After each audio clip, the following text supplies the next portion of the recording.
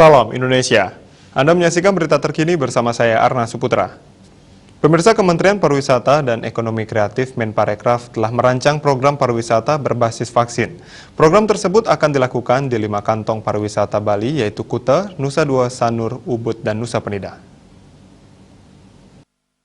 Menparekraf Sandiaga Uno saat mengunjungi salah satu tempat wisata di Kuta mengatakan, dengan program ini akan semakin banyak yang diikutsertakan dalam vaksinasi di Bali, sehingga pariwisata segera bangkit dan pulih kembali. Ia juga berharap vaksinasi ini dapat dilakukan di semua destinasi pariwisata di Indonesia. Menurutnya, pariwisata berbasis vaksin ini juga bisa disebut medical tourism atau wellness tourism, sedangkan terkait timeline-nya sedang dibicarakan.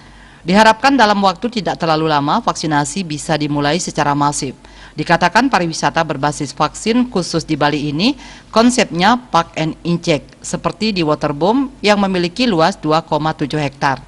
Konsep ini juga dikombinasikan dengan vaksin mandiri yang sedang difinalisasikan oleh tim kesehatan.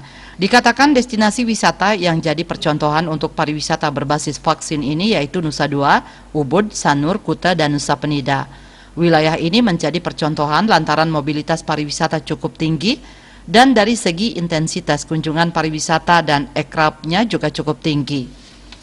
5 wilayah itu diharapkan bisa menjadi kantong-kantong pariwisata zona bebas COVID-19.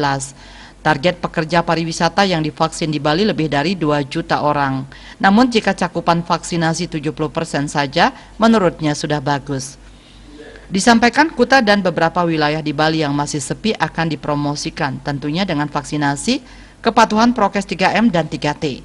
Kehadirannya juga merupakan suatu promosi Bali. Citamaya, Bali Post melaporkan.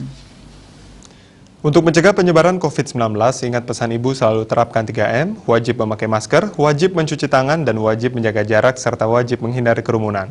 Dengan penerapan perilaku 3M, Indonesia segera terbebas virus corona menuju Indonesia maju. Tetaplah bersama Bali TV. Salam Indonesia.